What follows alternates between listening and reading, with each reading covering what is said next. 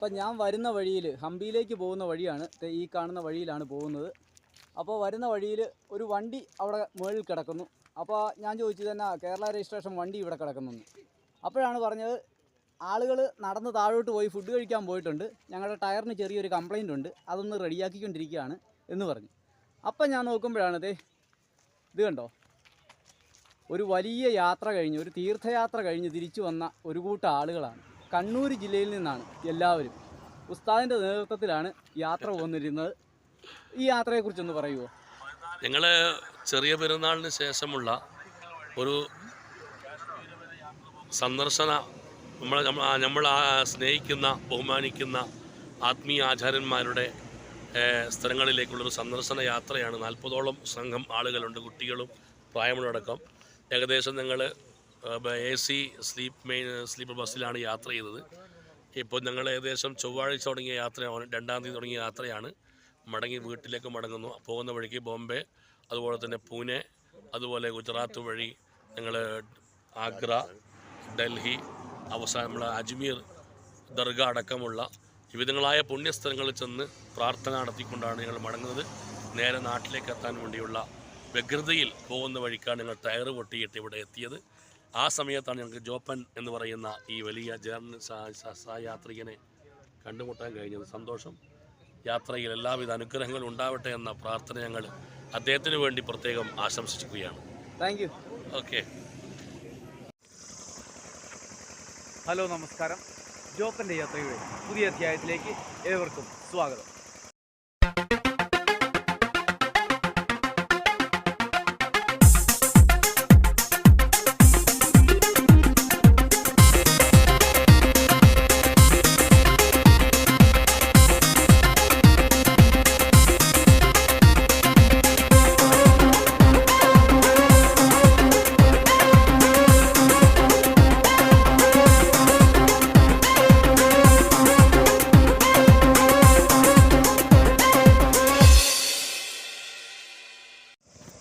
അപ്പോൾ എല്ലാപ്പൂർക്ക് പോകുന്ന വഴിയാണ്, ഹൈവേ NH52 കാടിനുള്ളിലൂടെയുള്ള റോഡാണ്.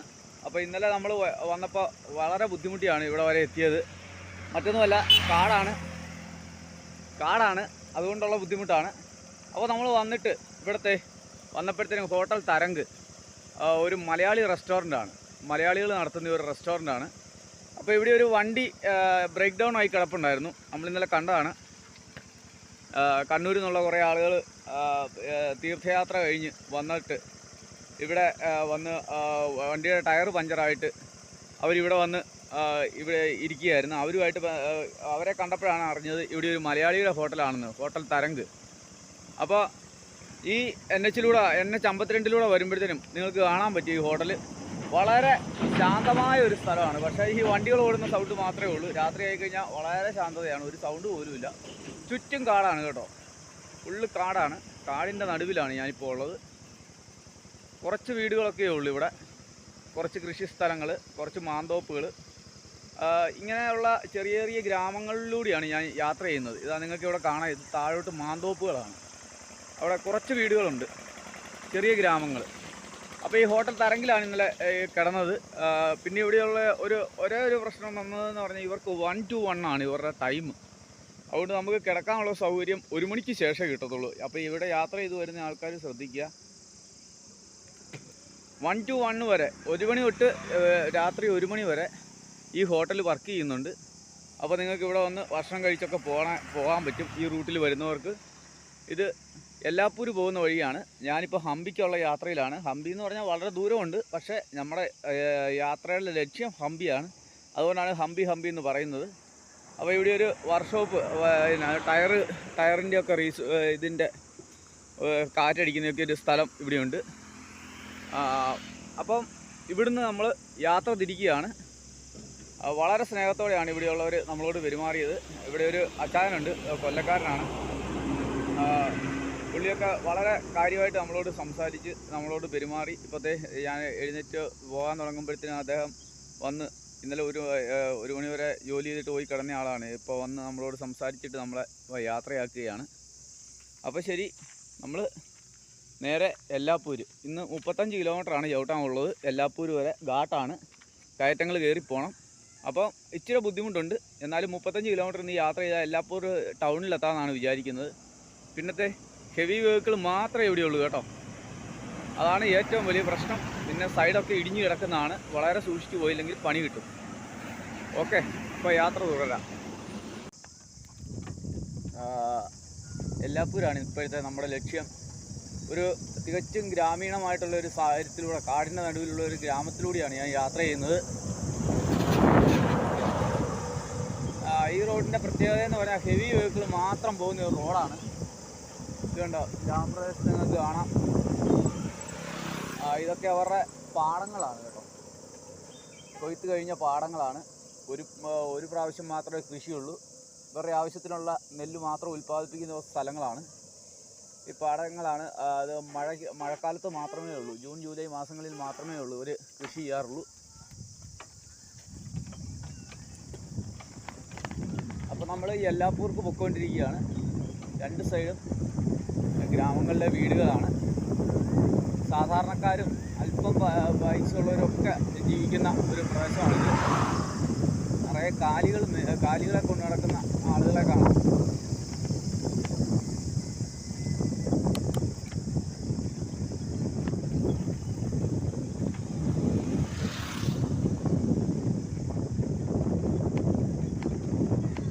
രാവിലെ ജോലിക്ക് പോകുന്ന ആളുകളാണ് കൂടുതലും. ഇവിടെ വന്നിരുന്ന് ഇവിടെ കിടക്കാറുണ്ട്. ഇതൊരു താവയാണ്.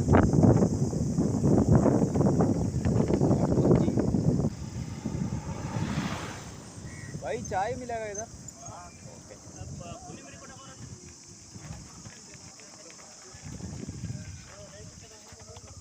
छे, इतना अच्छा गाँव इधर था, मैं उधर ही सोया।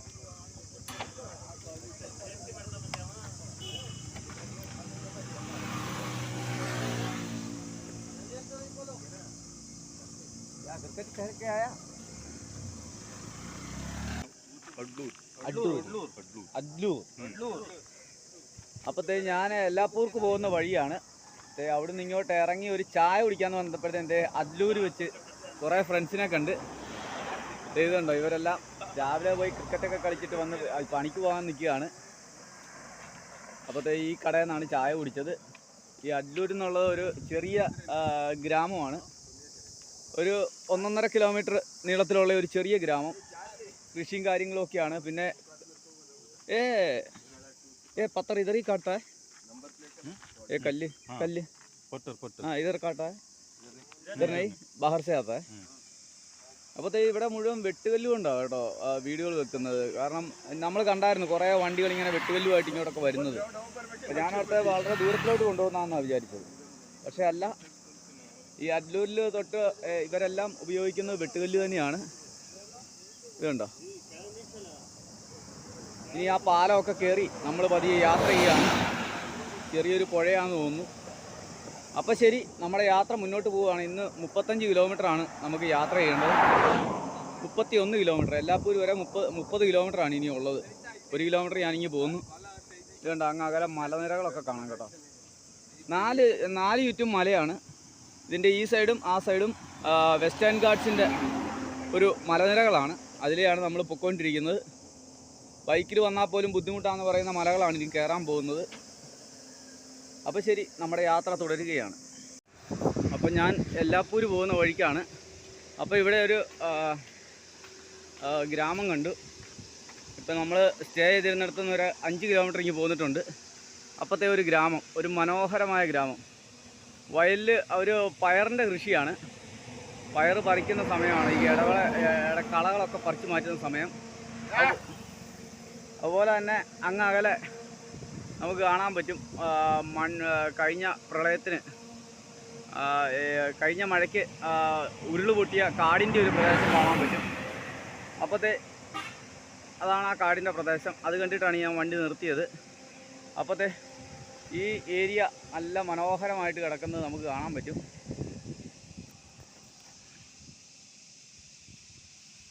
ഒരു അകത്തോട്ടൊക്കെ വീടുകളുണ്ട് കേട്ടോ. വലിയൊരു ഗ്രാമമാണ്. ഇതൊരു അമ്പലമാണ്. എന്ന വഴിയിൽ നിറയെ ലോറി പാർക്കിംഗ് ഉണ്ട്. അങ്ങനെയാണ് ഞാനിവിടെ ഒന്ന് വണ്ടി ഒതുക്കിയപ്പോൾ ഇവിടെ അടുത്തേ ഇത് കണ്ടോ, ഹോംലി ഫുഡുമായിട്ടുള്ള ഒരു റെസ്റ്റോറൻറ്റും ഉണ്ട്, ഒരു ചെറിയ തട്ടുകട. അപ്പോൾ അവരോട് എഗ്ഗ് ദോശയൊക്കെ പറഞ്ഞിരിക്കുകയാണ്. രാവിലത്തെ ബ്രേക്ക്ഫാസ്റ്റ് ഇവിടെ നിന്നാക്കാമെന്ന് വെച്ച്. അപ്പോൾ നല്ല ഫുഡാണെന്ന് തോന്നി, അതുകൊണ്ടാണ് ഞാനിവിടെ നിർത്തിയത്. കാരണം നമ്മൾ വലിയ വലിയ കടകളിൽ കൊണ്ടുപോയി പൈസ കൊടുക്കുന്നതിലും നല്ലത് ചെറിയ കടകളിൽ അവർക്ക് പ്രയോജനം ചെയ്യുന്ന രീതിയിൽ നമ്മൾ ഫുഡ് കഴിക്കുക എന്നുള്ളതാണ്. കാരണം ഇവിടെ വീട്ടിൽ നിന്ന് കൊണ്ടുവന്ന് ചെയ്യുന്ന ഒരു പരിപാടിയാണ്. അപ്പോൾ നല്ലൊരു മരത്തിൻ്റെ ചുവട്ടിൽ അടിപൊളിയായിട്ടുള്ളൊരു കട.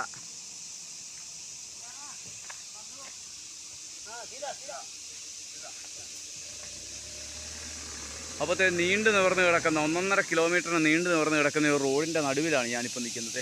ആ വളവ് തൊട്ട് അങ്ങേ വളവ് വരെ കാടിൻ്റെ നടുവിലാണ്. രണ്ട് സൈഡും ഫോറസ്റ്റ് ഏരിയയാണ്. ഒരു ഗ്രാമം കഴിഞ്ഞ് വന്നു കഴിയുമ്പോൾ അവിടെ തൊട്ടടുത്ത ഒരു അമ്പലമൊക്കെ കാണുന്നുണ്ട്. അപ്പോൾ ഈ റോഡിലൂടെ നമ്മൾ എല്ലാപ്പൂരിന് പൊയ്ക്കൊണ്ടിരിക്കുകയാണ്. മെയിനായിട്ട് ഇവിടെ ഹെവി വെഹിക്കിൾ മാത്രമാണ് ഓടുന്നത് ഈ റോഡിൽ കൂടെ. അതാണ് പ്രധാന പ്രശ്നം. നമ്മൾ സൂക്ഷിച്ച് പോയില്ലെങ്കിൽ റോഡൊക്കെ കുറച്ച് സ്ഥലങ്ങളൊക്കെ എപ്പോഴും കംപ്ലൈൻ്റ് ആയിട്ട് വരുമല്ലോ. ആ ഭാഗത്തൊക്കെ വളരെ സൂക്ഷിച്ച് പോയില്ലെങ്കിൽ നമുക്ക് ചിലപ്പോൾ പണി കിട്ടും. കാരണം ഗട്ടർ റോഡിൽ നമ്മുടെ സൈക്കിൾ ചാടുന്ന പോലെ അല്ല, മറ്റൊരു ഫാസ്റ്റായിട്ട് വരുവേ ഉള്ളൂ. അപ്പോൾ അങ്ങനെ നമ്മൾ പതിയെ പൊയ്ക്കൊണ്ടിരിക്കുകയാണ്.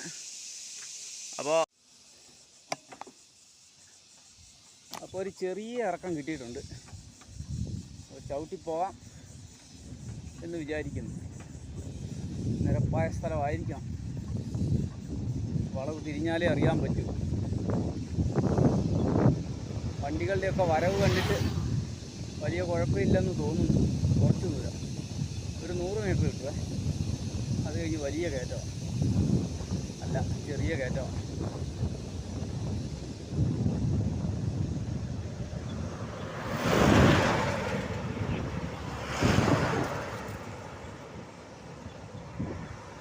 ഇതാണോ സൂപ്പർ ഫാസ്റ്റ്? എനിക്ക് തിരിഞ്ഞു പോയതാണോ? പച്ചവണ്ടിയാണോ? എല്ലായിടത്തും നിർത്തുന്ന കണ്ടത് ചുമല വണ്ടിയാണ്.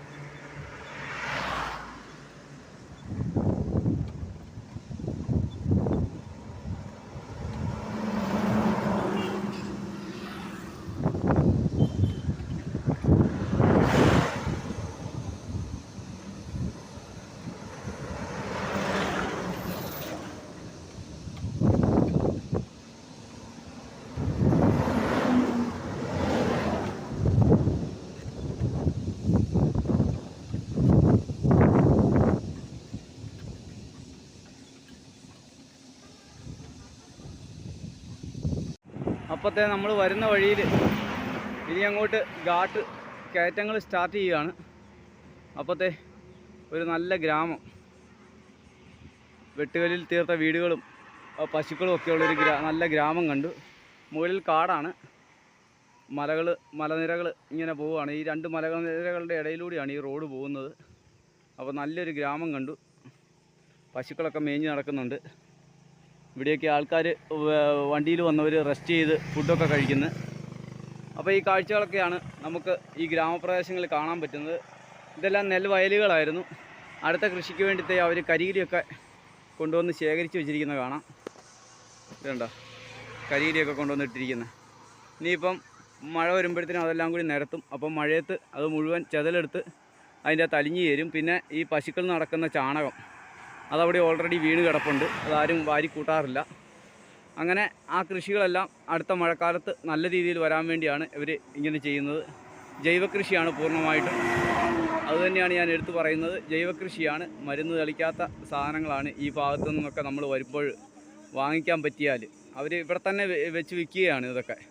അപ്പോൾ വാങ്ങിക്കാൻ പറ്റുവാണെങ്കിൽ അതൊക്കെ പൂർണ്ണമായിട്ടും ജൈവകൃഷിയിലുള്ളതാണ്. കാരണം ഒരു പുഴു കുത്തിയതോ ഒക്കെ ആണെങ്കിലും അത് നല്ല സാധനത്തെ മാത്രമേ ഉള്ളൂ പുഴു ഈച്ചയൊക്കെ കുത്തത്തുള്ളൂ. അത് കാരണവന്മാരുടെ കാലത്ത് തൊട്ട് നമ്മൾ കൃഷിക്ക് ഇറങ്ങിയത് കൊണ്ട് നമുക്കറിയാവുന്നതാണ്. ഏറ്റവും നല്ല സാധനത്തിലായിരിക്കും പുഴു കുത്തുന്നത്, അല്ല ഈച്ച കുത്തുന്നത്. അപ്പോൾ അതൊക്കെ ശ്രദ്ധിച്ച് ഈ ഏരിയയിലൂടെയൊക്കെ വരുന്ന ഒരു വഴിയിലൊക്കെ ആൾക്കാർ സാധനങ്ങൾ വെച്ച് വിൽക്കുന്നുണ്ടെങ്കിൽ അത് വാങ്ങിക്കുവാണെങ്കിൽ നമുക്ക് നല്ല ഓർഗാനിക്കായിട്ടുള്ള സാധനങ്ങൾ, ജൈവകൃഷിയിലൂടെയുള്ള സാധനങ്ങൾ കഴിക്കാൻ പറ്റും. അപ്പോഴത്തെ ഈ കാഴ്ചകളൊക്കെ കണ്ട് നമ്മൾ മുമ്പോട്ട് പോവുകയാണ്.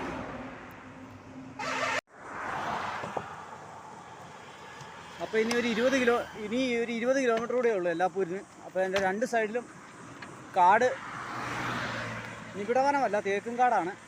തേക്കുംകാട് മൈതാനം, മുമ്പ് ഞാൻ പറഞ്ഞ പോലെ തേക്കുംകാട് മൈതാനമല്ല, തേക്കിൻ്റെ കാടാണ്. രണ്ട് സൈഡും ഉണ്ട്.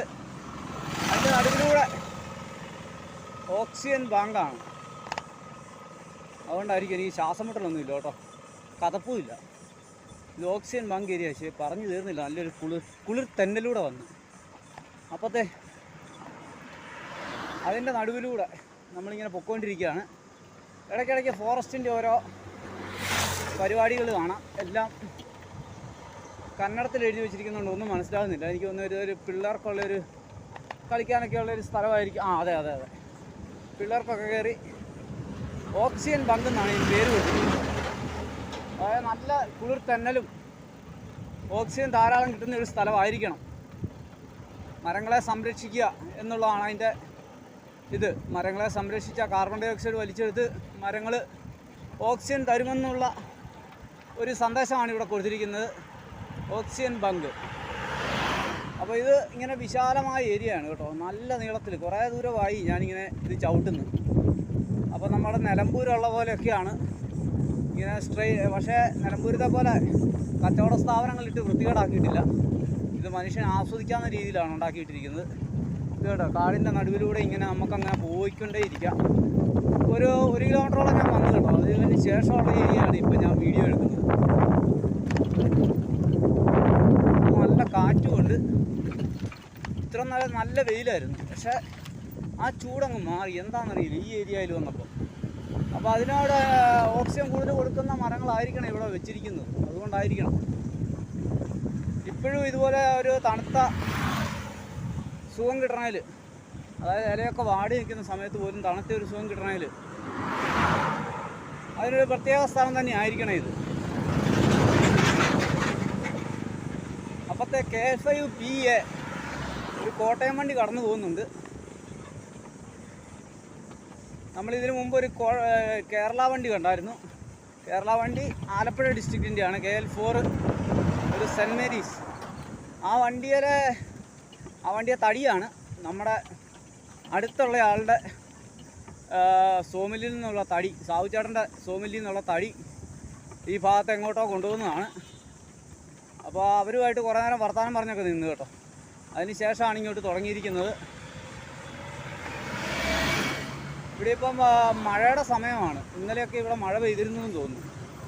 ഇന്നലെ മിനിഞ്ഞാന്നൊക്കെ ഭൂമിയൊക്കെ നനഞ്ഞാണ് കിടക്കുന്നത്.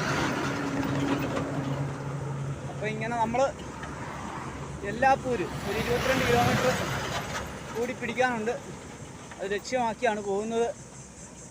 നമ്മൾ മറ്റ് സംസ്ഥാനങ്ങളിൽ വരുമ്പോഴാണ് നമ്മുടെ ഈ പുഴകളും തോടുകളും ഒക്കെ നമ്മൾ മലിനമാക്കുന്നതിൻ്റെ ഒരു ഇത് മനസ്സിലാവുന്നത്. കാരണം ഇവിടെ വെള്ളം ഉപ്പുരസമുള്ളതോ അല്ലെങ്കിൽ കളർ വ്യത്യാസമുള്ളതായ വെള്ളമാണ് കിട്ടുന്നത്. പക്ഷേ അത് ശുദ്ധീകരിച്ച വെള്ളം മാത്രമാണ് ഇവിടെ ആൾക്കാർ ഉപയോഗിക്കുന്നത് മുഴുവൻ. അപ്പോൾ എന്തേരം വെള്ളത്തിന് വേണ്ടി എന്തേരം ഒരാൾ പൈസ മുടക്കുന്നുണ്ടെന്ന് നമ്മൾ മലയാളികൾ നമ്മൾ ഒന്ന് അറിഞ്ഞിരിക്കുന്നത് നല്ലതാണ്. കാരണം മറ്റൊന്നുമല്ല, നമ്മൾ നമ്മുടെ പുഴകളിൽ ഇതുപോലെ അശുദ്ധമാക്കിയിട്ട് പുഴയിൽ നിന്ന് നമുക്ക് വെള്ളം എടുത്ത് കുടിക്കാൻ പറ്റും. അങ്ങനെയുള്ള പുഴകളാണ് നമുക്കുള്ളത്. ആ പുഴകളൊക്കെ നശിപ്പിച്ച് കരിക്കളറാക്കിയിട്ട് എന്നിട്ടാണ് നമ്മൾ പറയുന്നത് നമ്മുടെ ഇവിടെ ഭയങ്കര കാഴ്ചകളാണ്. നീലത്തടാകമോ പച്ചത്തടാകമോ കണ്ടാലോ ഒക്കെ ഇത് കറുത്ത തടാകം കാണാൻ വേണ്ടി വരേണ്ട ഒരവസ്ഥയായി മാറും താമസിയാതെ തന്നെ. അതുപോലെയാണ് വേസ്റ്റ് നമ്മുടെ പുഴകളിലോട്ടും തോടുകളിലോട്ടും എന്തിന് കായലിലോട്ട് വരെ വലിച്ചെറിയുന്നത്. ചാക്ക് കണക്കിനാണ് ഈ തട്ടുന്നത് കണ്ടത്. ഒരാളും ചോദിക്കാനുമില്ല, പറയാനുമില്ല. ചോദിക്കുമ്പം ഓൻ പണ്ട് നായനാർ പറഞ്ഞ പോലെ ഓൻ നമ്മൻ്റെ ആളാ എന്ന് പറയും. അത്രയേ ഉള്ളൂ.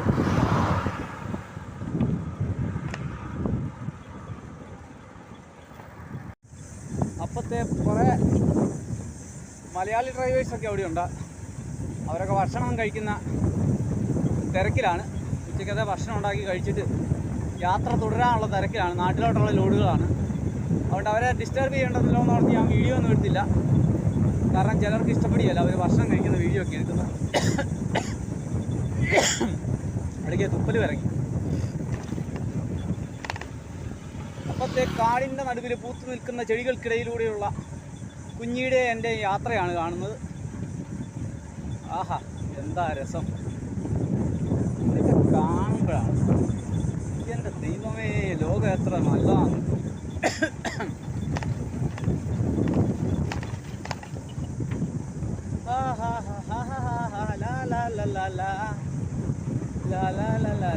അതായത് പുതുമഴ പെയ്ത് കഴിഞ്ഞിട്ട് ആ ചെടി തടുത്ത് വരുന്നൊരു ഇതുണ്ടല്ലോ, ആ കാഴ്ച ഒരു ഭയങ്കര. നമ്മുടെ നാട്ടിൽ പുതുമഴ പെയ്യുമ്പോൾ റബ്ബർ തളുക്കുന്ന പോലെ, പക്ഷെ ഇവിടെ വിവിധങ്ങളായ കളറുകളിലാണ് ഇതിൻ്റെ തളിരല. ഈ വണ്ടികൾ ഒരുപാട് പോകുന്നതുകൊണ്ട് എനിക്ക് പാർക്ക് ചെയ്യാൻ സ്ഥലങ്ങൾ കിട്ടാത്തതുകൊണ്ടാണ് കേട്ടോ ഞാൻ നിർത്തിയിട്ട് വീഡിയോ എടുക്കാത്തത്. കാരണം നമുക്ക് പാർക്ക് ചെയ്യണമെങ്കിൽ ഇച്ചിരി ബുദ്ധിമുട്ടുണ്ട്. കാരണം ഞാൻ ഇച്ചിരി ചെരിവുള്ളിടത്ത് നമ്മുടെ സ്റ്റാൻഡ് നിൽക്കത്തുള്ളൂ.